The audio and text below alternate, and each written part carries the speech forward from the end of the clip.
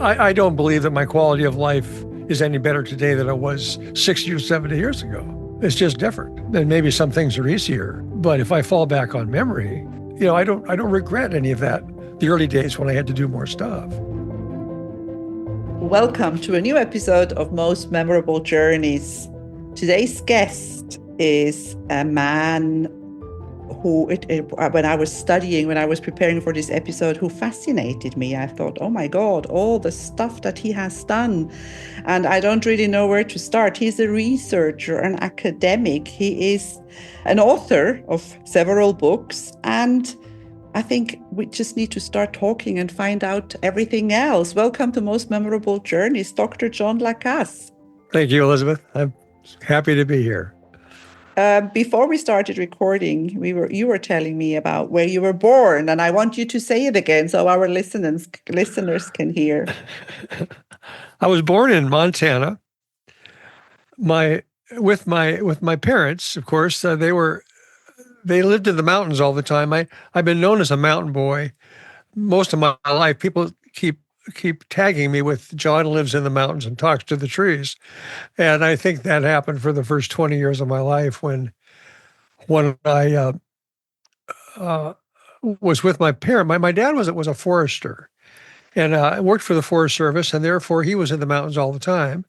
And my mother loved the mountains, and they brought me along. I was an only child, and I was kind of there I was. And for 20 years of my life, I don't think we ate beef for 20 years.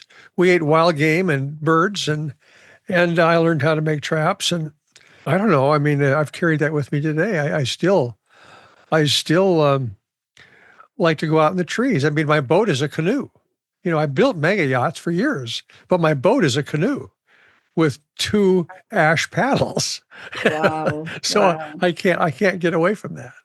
But when you say you didn't eat beef, did you eat what you hunted, what your parents hunted? Yeah. We hunted, Yeah. and we hit birds and deer and elk and whatever.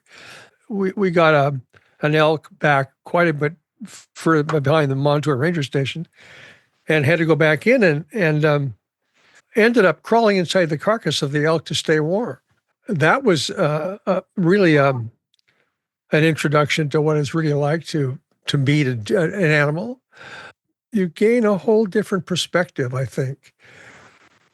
And I don't hunt anymore. I quit that. I almost don't approve of it, actually. I've taken a whole new direction there. Yeah, but at the time when you grew up, it was just very normal. Nobody Yeah, it was. It was. I mean, I grew up more or less on a farm, and you would eat the animals that were around there. So it was just normal. You didn't think about it. It becomes, it changes afterwards. You change, you grow. I think so. That's true enough. I think as I studied more, as I started to study philosophy and theology and things like that, I spent a lot of time discussing in my brain Thomas Aquinas and the Summa Theologica and things like that. When I went to Paris, I made 5 trips to Paris to study Aquinas, and I went to Italy and went around Orvieto, where he used to walk around with his family, and I gained. I don't know really what happened. I don't think anybody knows. You just evolve, Mm-hmm. And I evolved, I guess. And I Yeah. don't know if it was a good evolution or not. Some of my very best friends are serious hunters, and I guess I shouldn't put down hunting.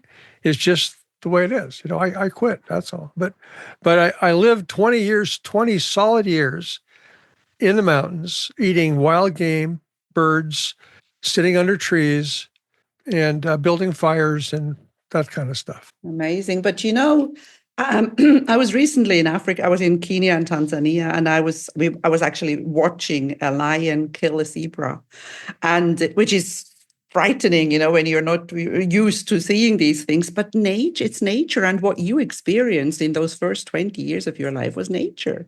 It's just it's how we were. One of my dad's all-time desires that never happened was to go to Africa or someplace where he could see the game. Interestingly enough, I watched a lion kill a zebra on on television within the last 30 days. Oh, really? Maybe it's the one I saw.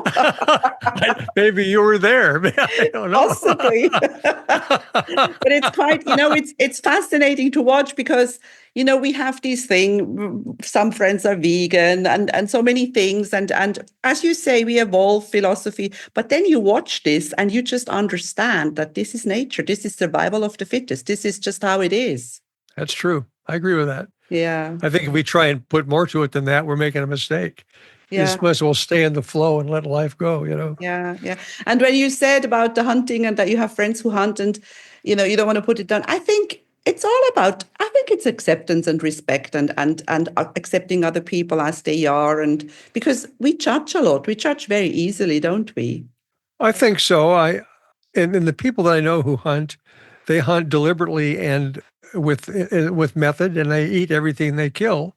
Even today, I'm the beneficiary of what they have. I'll get steaks and roasts and whatever from my friends because they know that I've got the taste in my mouth from somewhere, and so it's fine. I spend now. In fact, this week I bought a Daisy BB gun. What are you going to do with that? I don't know. I just wanted one. So I went to Daisy and I ordered it. And I've got it. There it is over there. That's funny. That's funny. I don't think you're going to get a big deer with that, but I don't think so. No.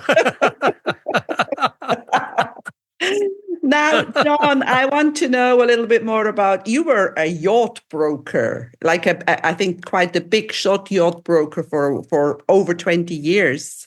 I was, yeah. I just needed a job. That was a big step, though, from the boy from the mountains to selling yachts to millionaires. It was interesting to read the attitude of the people around me when I first came in.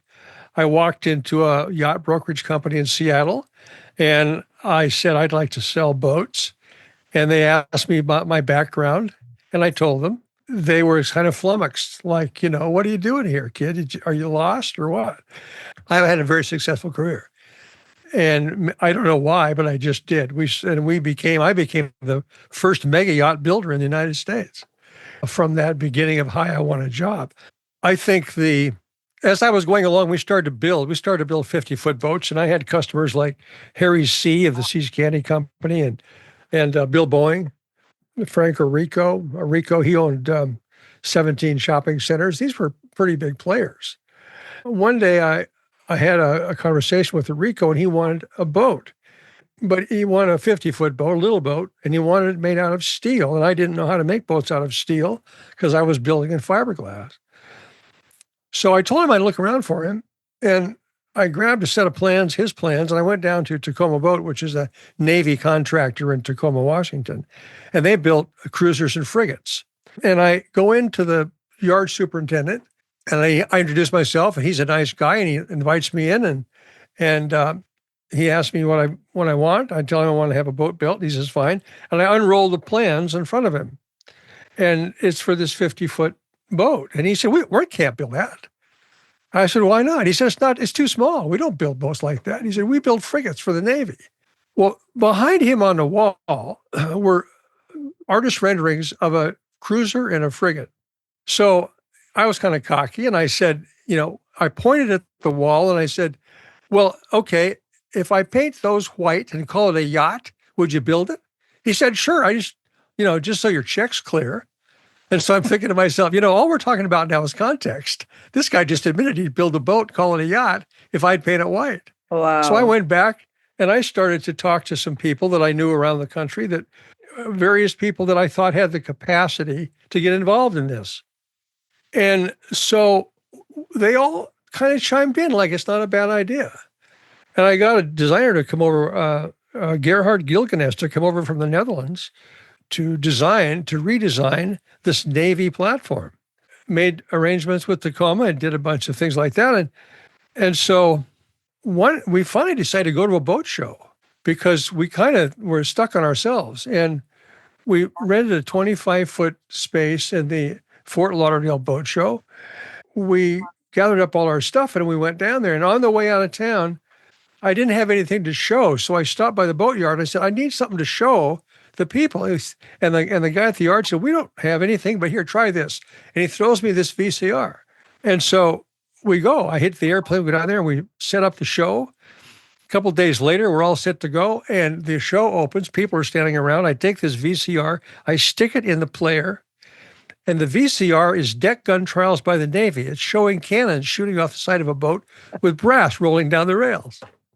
Well, I thought, wait a minute. So anyway, what I found out was the people were fascinated by this, but they couldn't figure out why I'd be showing military equipment in the show. And so being a salesman, I said, well, this couldn't be a better yacht. I mean, this is a company building war equipment that protects the United States of America, and they're willing to make it a yacht. What could be better? That very afternoon, we sold 2 150-foot yachts, contractors. And we all of a sudden were in business. Oh, and wow. the first guy that bought the boat was a furniture builder from North Carolina. And we all of a sudden were there. We launched the boat. It's the Sea Falcon 3, I think now. It used to be forget the name of the first name. But anyway, yeah. Wow. It's you just get there. I guess it's just say yes. It's just circumstance. Yeah. If you like the idea, go for it. Who cares, I think it's being a little fearless. You just went ahead and did it. I think people often are afraid, and that keeps them in their so-called comfort zone. And I think when you are a little, you said a little cocky, a little fearless, and you just go. Yes, I totally agree with that. I don't worry about what people think about me. I mean, who cares? Exactly, because they So what? I usually say they have enough to think about themselves. Maybe they don't even think about. But I need to come back to something for the people who are listening. What is the mega yacht? What is the difference between a normal yacht and a mega yacht? Well, size, I think, is the only thing, and I think it's a coined phrase that doesn't have a meaning necessarily, but boats that finally are able to carry equipment on the deck kind of become big boats. So if you get to the mega yacht class, you have helicopters. They're landing on the boat instead of at the airport, and things like that, swimming pools, whatever.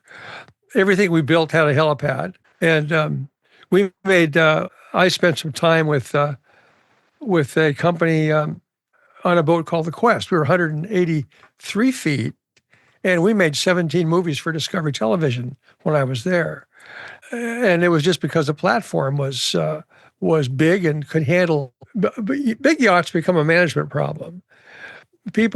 Captains of industry, principally men, some are women, dream about a boat, and then their ego takes over, and the boat has to get bigger.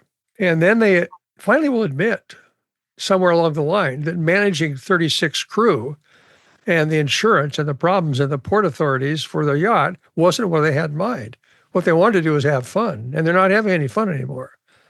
They're too far off the water. So I think the mega yacht thing is kind of a mixed bag, really. But people have egos, and they have to go forward. Don't you think it's the same with many things? Because, how much money do we need? How much money? Because we need money to be free. We need money to be happy. Well, not happy. That's the wrong word. But, I believe that there is a certain amount of money that gives us freedom and a good life. But the more you have, the more problems you have.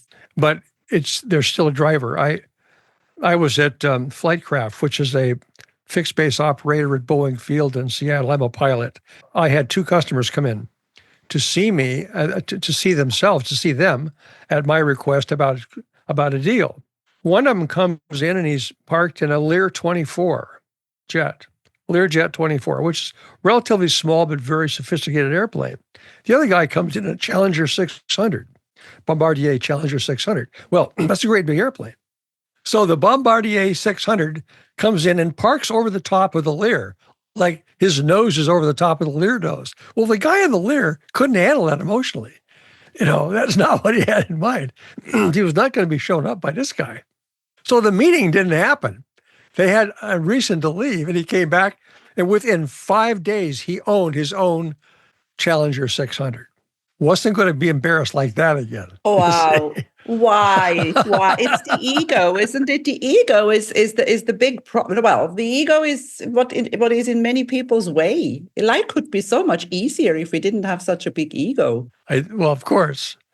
but we're flawed. It's the human condition. I know. Now tell me, John, this was all what we were talking about now, being a yacht broker. That was all before social media, wasn't it? That was all before the internet. Yes, yeah. In those days, the office protocol was to have someone sit at your desk and take dictation. And I remember when the cell phones first came out, and they looked like lunch buckets. And we'd carry them around.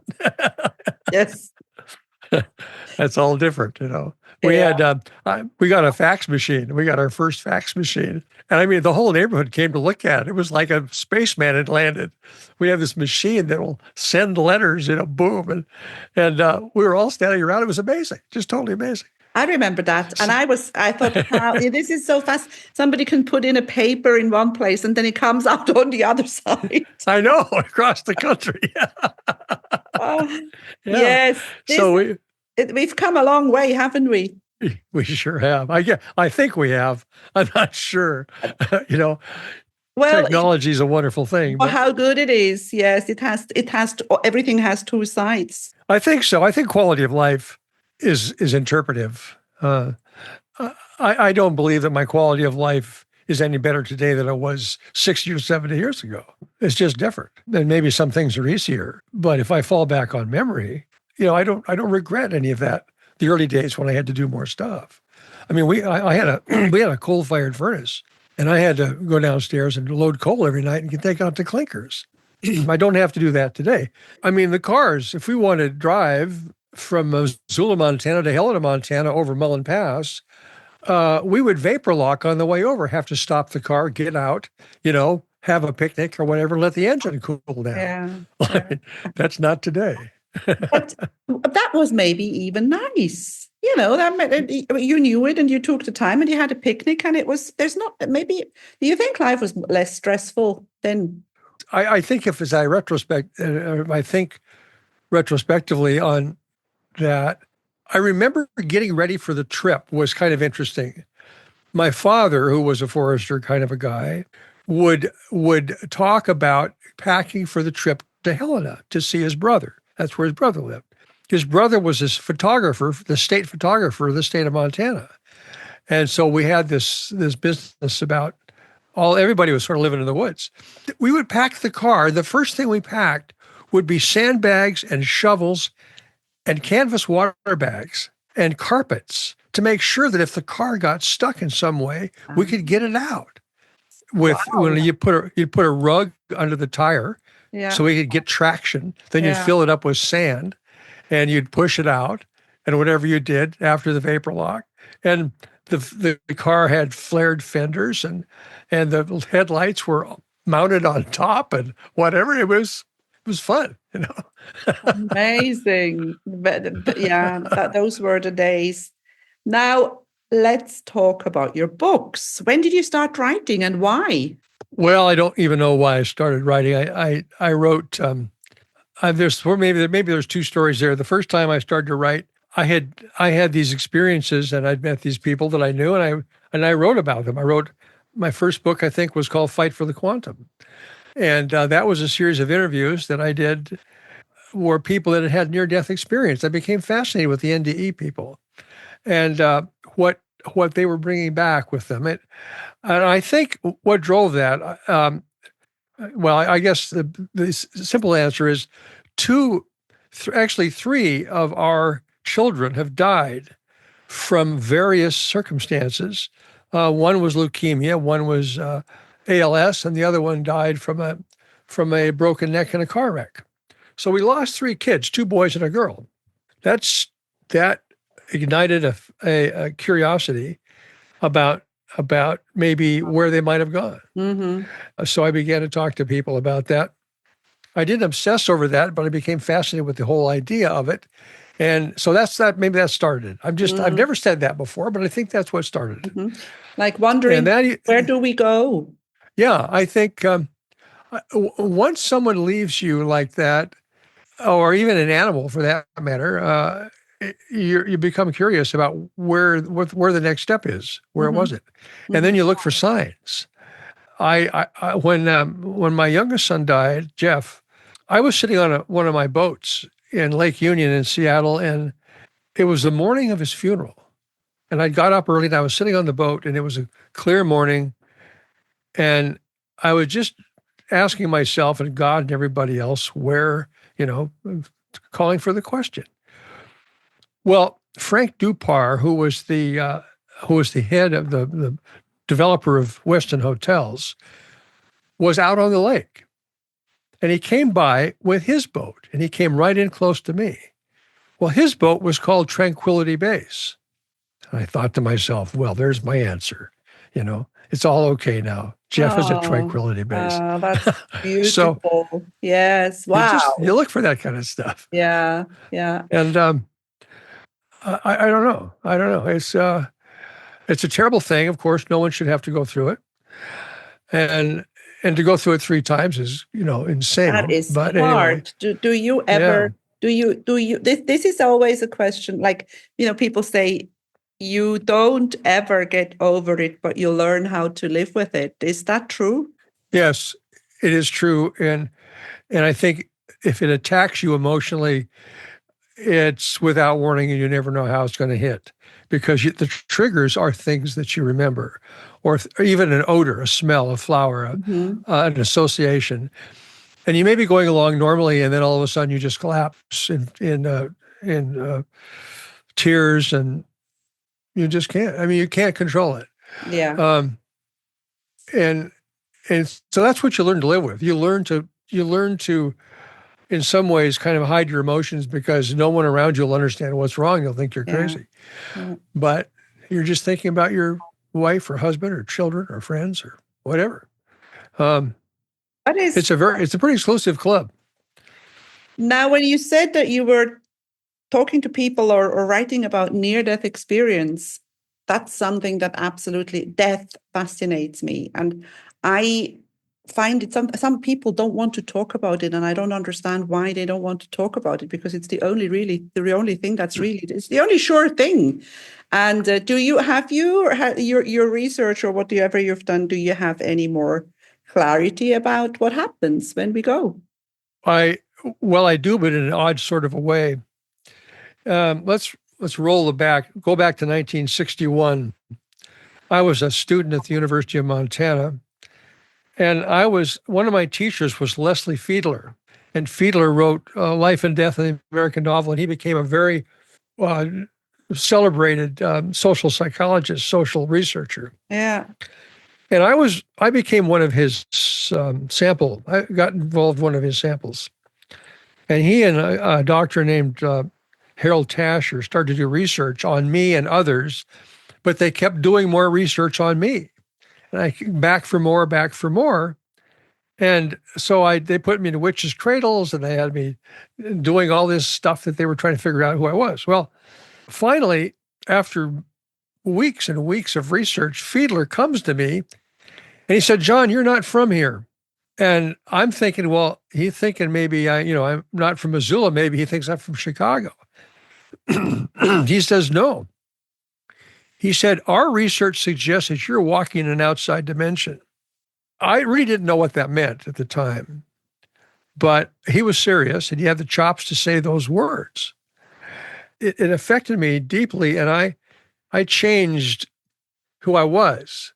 I changed my major from whatever it was to drinking beer and shooting pool. I mean, I just didn't want to do anything because I didn't know who I was all of a sudden. I'm from someplace else. But what does that mean? Where's Wow. someplace else? Yeah. And so that's what happened. And that laid with me for about the next, I don't know, 50 or 60 years. I didn't think much about it other than I had an eminent scientist tell me that I was from someplace else. Then I got on social media. One time I was invited by an outfit called Wisdom to get on social media. So I got on and started. And in that process, I met 3 women who uh, who liked what I had to say, sort of resonated with my story but the frequency of my voice. And that's when I started to write about the outside dimensions. When I met some people who recognized me for that in their own way, and they had high credibility, uh, substantial in their own way. I'm sorry for coughing. Anyway, so that's when I started to write, and I wrote "Fight for the Quantum," and my dissertation, my PhD dissertation, is on transcendental teaching style. So I started to fuss around with that, and I ended up being an examiner for the International Baccalaureate in Wales.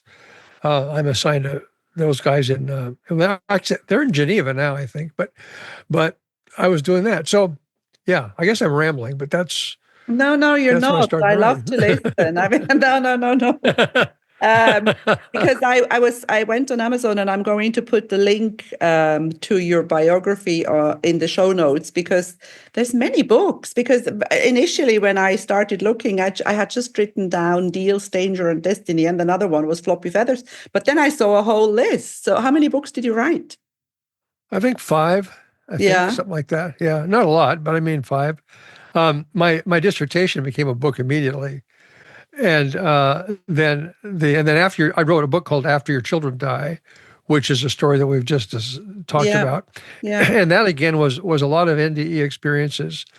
The near death experience people are essentially the epicenter of that is right here in Seattle, which was I was kind of lucky that way because I had a lot to choose from. But I was talking to people. I mean, um, I interviewed a man who was the head of um, operations for ConocoPhillips, and he said I've never told anybody this before, and he tells a story about how his brother died on his graduation night. He got electrocuted. What the story evolves into is that Don, the surviving brother, ends up meeting his deceased brother on the bridge of a ship. And the brother tells him he's all right and it's going to be fine. And he encourages his younger brother to go on and so on. The surviving brother goes on to school, goes a whole bunch of things that you would normally do. And several years later, he decides to go to the California Maritime Academy as a cadet. They went down to the Golden Bear as a tour, and he walks aboard the bridge of the ship that he was with his brother on many years earlier. It's the same bridge, same ship. And he, of course, couldn't explain that. And but but he was clear in his mind what had happened. There are many people like that that I interviewed. And then I interviewed some celebrities. Like I interviewed Eben Alexander, the neurosurgeon from Harvard, and we talked a lot about that. And I told him, and he said in the book, I told him, I said, when you went to heaven after your encephalitis attack, and you were in the golden orbs of heaven, I said, I think you were visiting Pythagoras. I think it was all about music in your case. So anyway, Eben Alexander goes into the business of sacred acoustics, and now he's selling acoustical equipment. Great. Well, So I don't know. amazing. Oh my God. I mean, that is really, really fascinating. And as I said before, I think because it's a fact. We're all going to go. Well, we are. I mean, if you think about it, I mean, everybody on this planet today in 150 years will be dead. And So they have to go nobody will somewhere. remember you in 150 years. No, and you got to be somewhere. And we worry about having a bigger plane or a smaller plane. I think, I mean, everything is kind of based on frequency anyway, because if you look at, if your head is your tuner, you can't open it up and find anything other than whatever's in there. And everything around us is essentially a facsimile kind of what your brain is seeing. Mm-hmm. There's current science that talks about us living in a simulation, that we are in a simulation, and that the stuff that we think is real is really not. I've read, Sean Carroll at Caltech and Roger Penrose, Rupert Sheldrake, Rupert Sheldrake commented in one of my books. Sheldrake is he and Ralph Abraham and McKenna, they did a thing called the Trilogues about outside dimensions. So Sheldrake commented on one of my books. He felt it was fascinating, but he said, you got to clear a couple things up here. And Sheldrake wrote me a long and engaging letter picking up details of my book and my transcript about what he thought probably should be modified based on what he knew. And I was flattered by that. I thought that was great You to have should somebody be. of his caliber. Right. I think the most important thing people can do is not worry about it. It's in the flow. You're in the flow, whatever the flow is. And here we are now, and tomorrow we may be somebody else. And I don't know. I wish I had a good answer, but I don't. Yeah. But I'm okay with it. I think it's good enough. Tell me, do you still write? Yeah, I'm writing a book right now called Armoza and the Lenox Hotel, and that's the story about we owned a hotel in Missoula. We owned the Lenox Hotel as a family. We built it. My grandfather, my dad's father, was a robust, very powerful kind of a guy who pushed his way through life and got things done. And we owned a ranch and a hotel and a bunch of stuff. But he died early of arsenic poisoning. He sold the ranch to a fellow who got sick. And so we agreed to go work the ranch for him so he wouldn't have to repossess it. And he managed to kill himself with arsenic trying to kill gophers. Oh my So he God. died young. And but in that process, we did a lot in Montana, and he was quite a guy. So anyway, the book is about Armoza, which is his wife, my grandmother, and him. And he dies early in the book, and then I go on with other people, and I fall off into the fourth dimension. Of course you The do. book.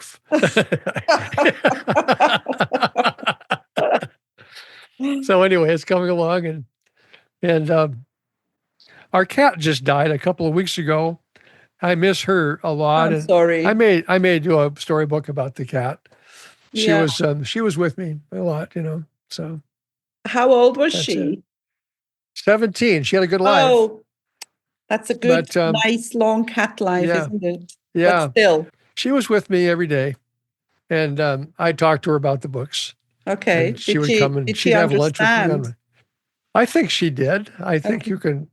I think there's a lot of a cat's brain is 95% the same as human. It's one of those strange anomalies, and they can hear at 38,000 hertz. So when a cat can hear stuff in the wall that you can't hear. Yeah. A cat's a great bellwether for what's going on around you. Anyway, I studied cats too. I guess I study everything. We're coming to the end, John, but I want you to, like, for the people who are listening and for me, what would be life's best advice? That's maybe a stupid question, but I'm going to ask you anyway. What would you tell people about your experience? You already said it. One is don't worry about what other people think. That's an important one, and I fully agree. What else would you, in your wisdom, share? I think it would all revolve around that not worrying business. In my relationships with nature and with outside dimensions, if that is in fact true, I find out that we're very alone. We're very singular in our relationship with the universe. And even though we might have a group of associates or friends or whatever we have, every one of those people is a standalone item. And that's who you are with the universe. It's you and God. It's you and nature. It's you and whatever it is you're dealing with. It's not you and all your buddies. It's just you. So if I were to give advice, I would say keep that in perspective, that it's you and the universe. It's you and God. It's you and whatever high order you want to associate with. And I frankly don't care. But embrace it. Embrace who you are with nature. Don't embrace who you are with society. That's just a get along thing. You have to get along in society. That's fine. But you don't embrace society. You embrace the universe. You embrace your relationship with space and time. And that's so just say yes, just go for it.